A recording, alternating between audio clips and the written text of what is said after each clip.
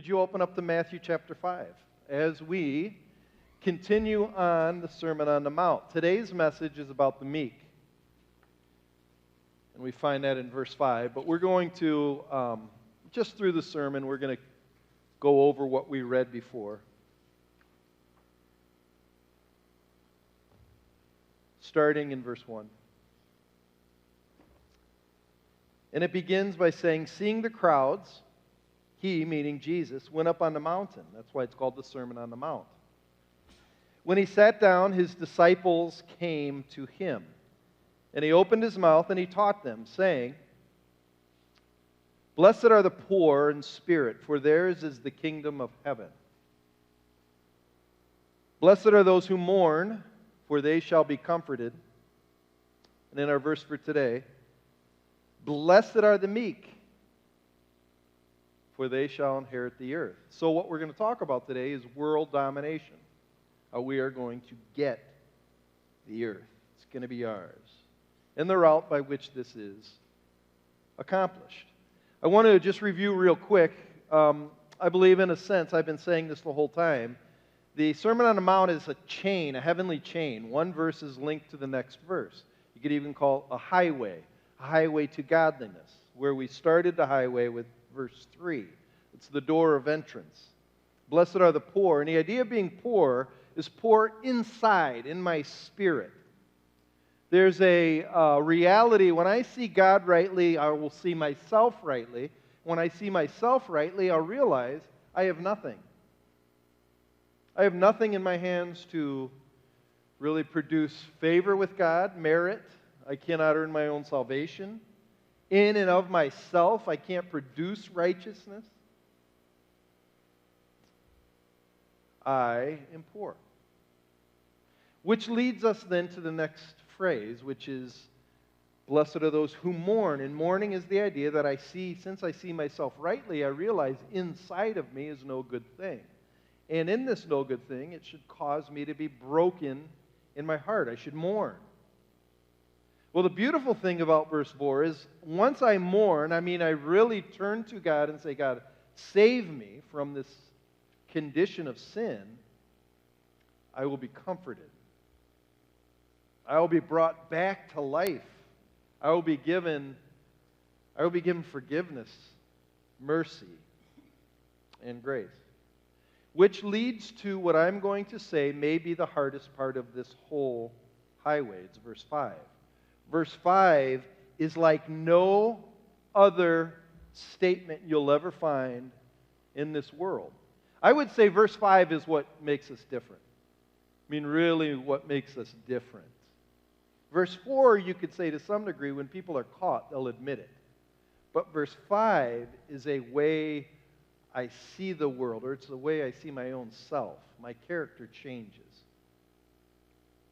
Now that I see clearly, I start realizing God has given me what I don't deserve. And because of that, I should be different. Let me show you. Turn to Psalm 107. I'm not going to, I think Psalm 107 are stories of the heart. And I want you to see how each story ends. And you can actually, as we go through this story, I want you to ask yourself this really serious question. What would it feel like to be set free when you deserved jail? That's what this story is about. Look at Psalm 107. I'm going to read from the NLT because I like how it reads in the Psalms. And it begins by saying, Give thanks to the Lord, for He's good. His faithfulness and His love endures forever. Has the Lord redeemed you? And the word redeemed is, has He bought you back? Then speak out. Tell people is the idea. Tell others He has redeemed you from your enemies. For He has gathered the exiles from many lands, from east and west, from north and south. So now He's going to give 4 stories of redemption. And listen closely to these stories. The first one, verse 4. Some wandered in the wilderness, lost and homeless, hungry and thirsty. They nearly died. So here's some people that have no home. They're living in the wilderness, no shelter for their heads. They don't really know where they're at. They're hungry. They're thirsty. They nearly died. That's a bad situation. Have you ever been to that point? My brother one time wanted to fast for 7 days without any food and water. He said he tried this out. My brother's a strange man. He was in the mountains in Tennessee, and he said after 7 days of not drinking any water, he started getting so dehydrated he was hallucinating. And he's walking in the woods, and he saw this big lake. It's a big spring-fed lake on the top of this mountain. He's like, I was so thirsty, I dove in, and about 10 feet down, I just started gulping water. I was in the middle of that lake, and he said it was the best water I ever had in my life. It was so good. But the idea here, here's some people that are hungry and they're dying. And then it says in verse 6, Lord, help, they cried. And he rescued them. He led them straight to safety, to a city where they could live. Let them praise the Lord for his great love, for the wonderful things he has done for them, for he satisfies the thirsty and fills the hungry with good things. Imagine being that hungry person who now can drink water and eat. It's kind of like being in Texas, and you have no power for a week, and then it goes on. You've witnessed that, like when you're in your house and a storm blew, and man, when is the power going to be on? I'm tired of these candles, and you just, I'll try the switch, and you switch it on, and it goes, it's on! We should say that every time we turn on the lights. It's on! Can you believe it? But we get so used to it. Next story is even worse. Some sat in darkness and deepest gloom, imprisoned in chains of iron and misery. So they're in dark dungeons with chains on their legs, can't move them, clinking around. Their arms are in chains, and they try to get up. You can probably hear the drip of the cave of the dungeon they're in. And it continues, and it says, why were they in there? Probably just some good guys getting caught. No, they rebelled. They rebelled against the words of God, scorning the counsel of the Most High. That is why he broke them with hard labor. They fell, and no one was there to help them. So their own misery was self-inflicted. So these chains were deserved. And then it says, verse 13, they cried, Lord, help. Lord, help. And he saved them. So the one that they rebelled against is the one that saved them. He led them from the darkest and deepest gloom. He snapped their chains. Let them praise the Lord for his great love. Long my imprisoned spirit lay fast, bound in sin and nature's night. Thine eye diffused a quickening ray. I rose, the dungeon flamed with light. My chains fell off. My soul was free. I rose, I went forth, and I followed thee. Amazing love. That's the point. How can it be that you, my God, should die for me? And then the next one is verse 17. Some were fools, they rebelled and suffered for their sins. They couldn't stand the thought of food, so they must have really been sick. So sick they couldn't eat, and they were knocking on death's door. Lord, help. He sent out his word and healed them. Some cancer, something, they prayed and he healed them. And then the biggest one that scares me half to death is verse 23. Some went out off to sea in ships, plying the trade routes of the world. They too observed the Lord's power in action, his impressive works on the deepest seas. He spoke and the winds rose, stirring up the waves. So they're on a boat, they're out in the middle of the ocean. He speaks and waves start coming. A monsoon or a hurricane come. And it says they reeled and staggered like drunkards.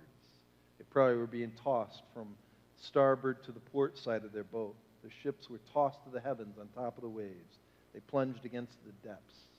They were on giant waves. And then they said in verse 28, Lord, help. And he saved them. He calmed the storm to a whisper. I one time was out on Lake Erie. I was caught in the middle of a storm. I'll never forget it. Right in the middle of the storm, and it came in so fast. Lightning was going on every side of the boat.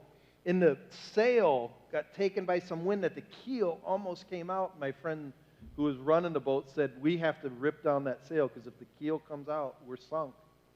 And it was terrifying. Hail was coming down, lightning bolt after lightning bolt. And I can just remember going into the dock finally after the storm's over. And this little kid's on the shore and he goes, oh, you should have seen the storm. It was incredible, dude. Yeah, I was in the middle of it. It wasn't too good. And that's the idea. Here these people are in the middle of a storm. They cry for help, and God saves them. And they deserved the misery. That's really what verses 3, 4, and 5 is of the Beatitudes. Blessed are those who mourn. Why? Because they're sinful. They are comforted.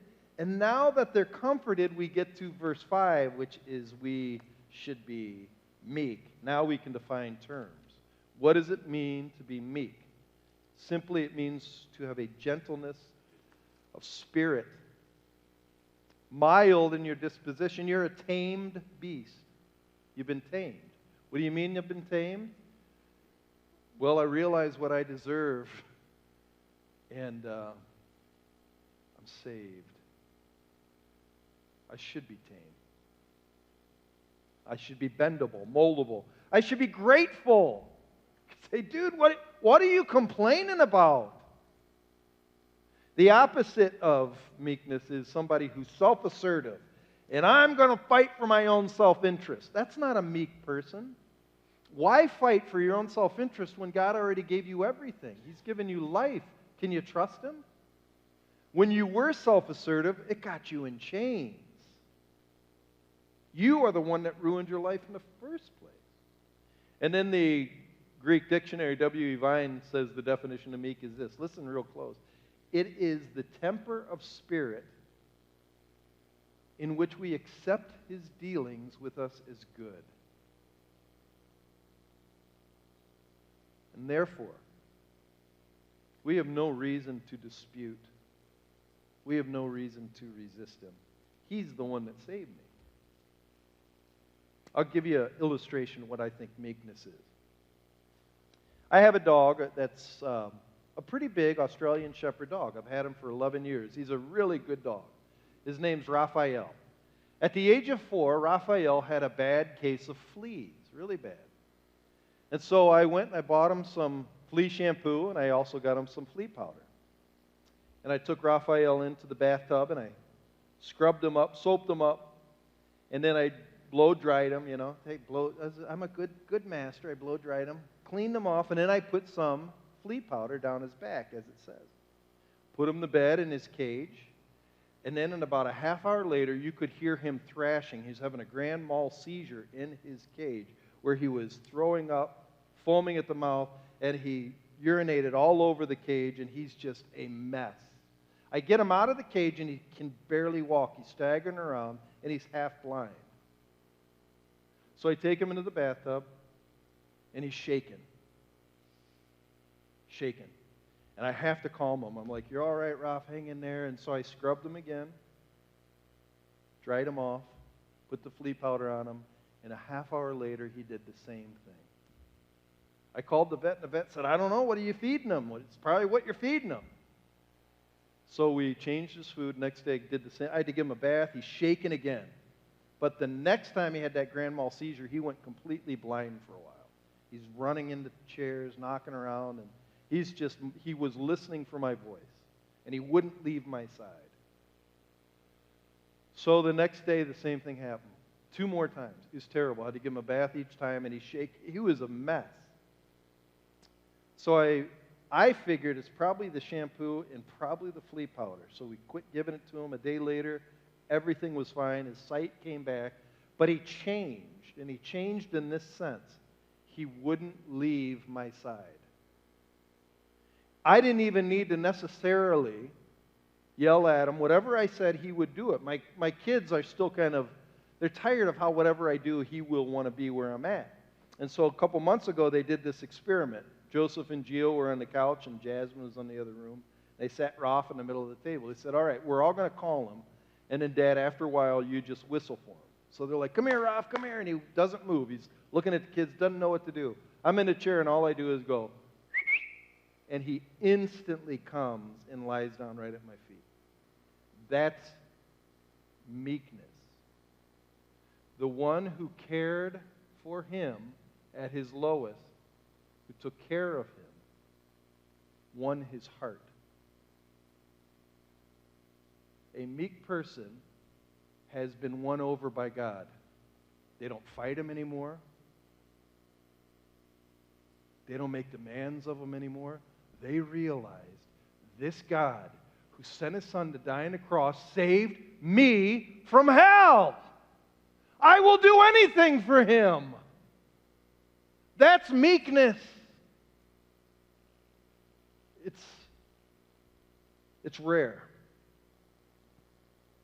What meekness is not. Meekness is not weakness. Remember, it's a tame lion. That lion is still dangerous, but the lion's tame. It's not somebody who won't hurt a fly. We're not doormats. It has nothing to do with strength, really. We like to say it's strength under control. To me, it's different. It's somebody who now is God's. I'm waiting to hear what God tells me to do. Meekness is also not niceness. We have changed niceness to be the Christian calling card. Just be nice. Don't ever argue. Don't disagree. Smooth over everything. Tolerance. Everything's tolerant. It kind of reminds me of the king on The Princess Bride. If you ever watch The Princess Bride, Buttercup is miserable married to the new king. Princess Bride comes in and kisses the king, and the king says, whoa, honey, what's that for? What's that for? And Buttercup says, because you've always been so kind to me, and I won't be seeing you again since I'm killing myself once we reach the honeymoon suite. And then the king says, won't that be nice? She kissed me. Some Christians are like that. Everything's nice. We're not allowed to say anything to anybody anymore. So the thing that killed us, called sin, we're not allowed to warn people about anymore? It's killing people.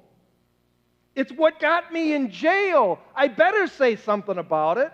I'm not a nice person, being nice and let everybody go sin their merry way and don't judge anybody. That's not Christianity. I should be upset with people when they're killing themselves. Warn them. Help them. Meekness isn't wimpiness. So what is it then? It's a person who's set free. It's a person who is no longer pulled in by the world. I don't need the world anymore because I've got God. I am not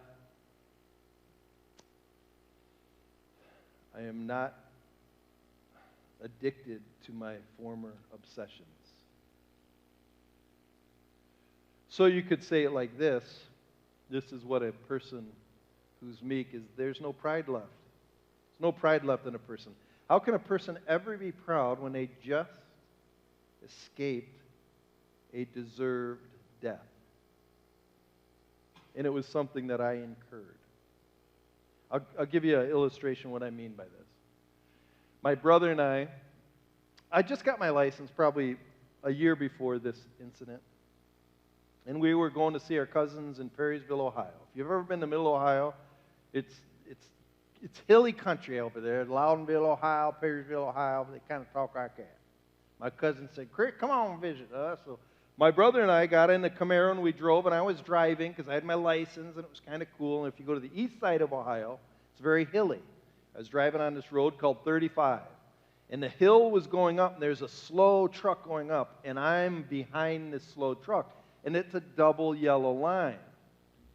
And I was cocky, and I'm in a Camaro, and I'm going to pass that truck.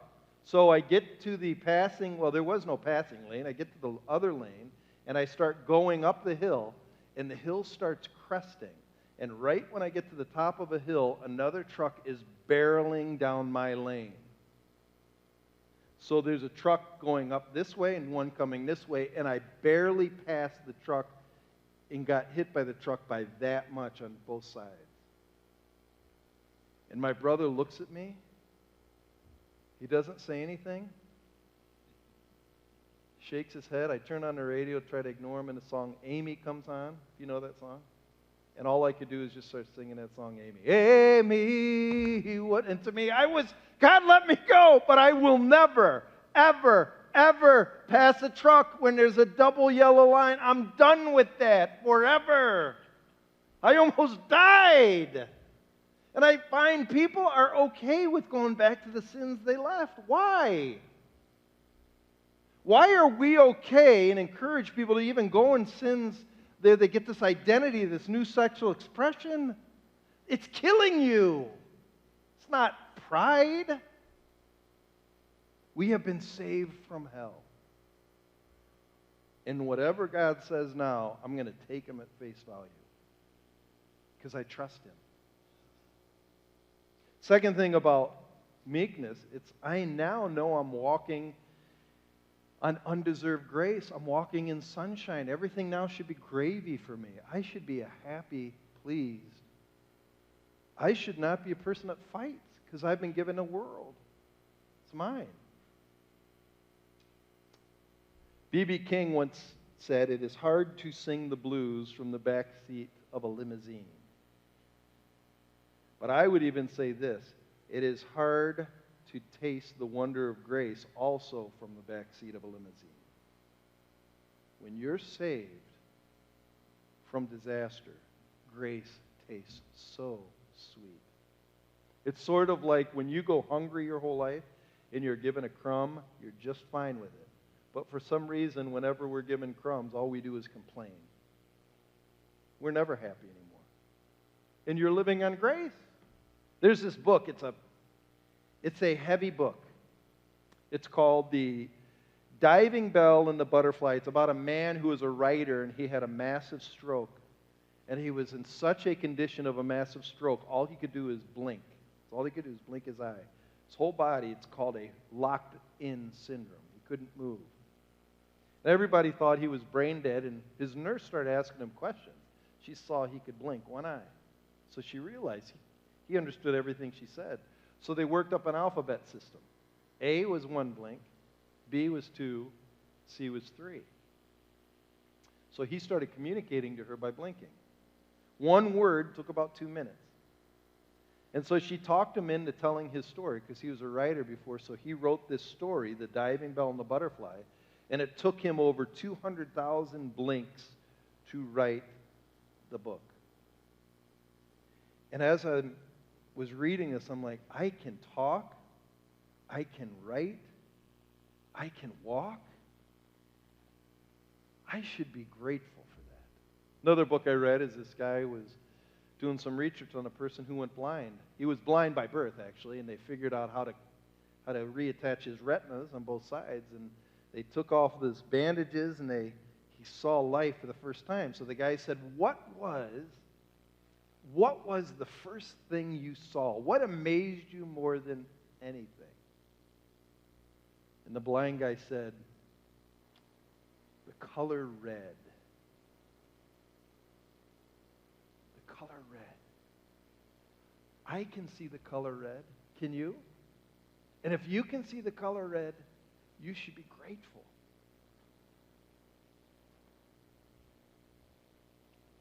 We are walking on sunshine. And then the third thing, as I would say, is what meekness is. It's because you are satisfied in God's salvation, you have no reason to ever retaliate or defend yourself. You don't need to. You don't need to. I trust in the one who saved me. If you look at verse 4 and 5, verse 4 is really about being inwardly focused on myself and realizing I'm sinful. Verse 5 is a relational word, how I relate to other people. And one writer said, verse 5 goes deeper than verse 4 because verse 4 is me allowing myself to criticize myself. Verse 5 is having other people point out my sin and being okay with it. You want to talk about hard?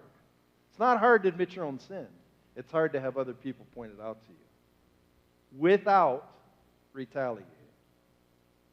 Are you any good at that? Or are you defensive? I like what Dr. Martin Lloyd-Jones says in his book on the Sermon on the Mount.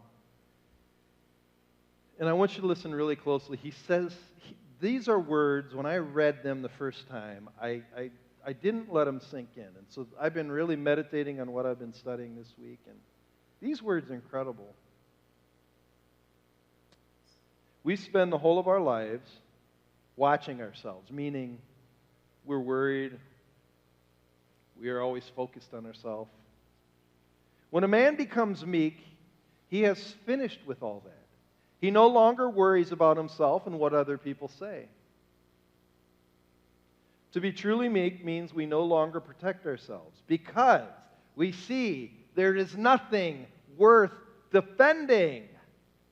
That statement is incredibly difficult. I defend myself almost every day. So we're not on the defensive. All that's gone. The man who is truly meek never pities himself. He's never sorry for himself. He never talks to himself and says, "You are having a hard time. How unkind these people are not to understand you." He never thinks, "How wonderful I really am if only other people gave me a chance." Self-pity, what hours and years we waste in self-pity. But the man who has become meek has finished with all that. To be meek, in other words, means that you have finished with yourself altogether. And you come to see you have no rights or deserts at all. You come to realize that nobody can harm you. And this is amazing. John Bunyan puts it perfectly. He that is down need no fear of falling. He that is already down need no fear of falling. When a man truly sees himself, he knows nobody can say anything about him that's too bad. You need not worry about what men may say or do. You know you deserve it all more and more. Once again, I would define meekness like this, and here's how he sums it up. And this is the root of it, and this is really hard. The man who is truly meek is the one who is amazed that God and man can think of him as well as they do.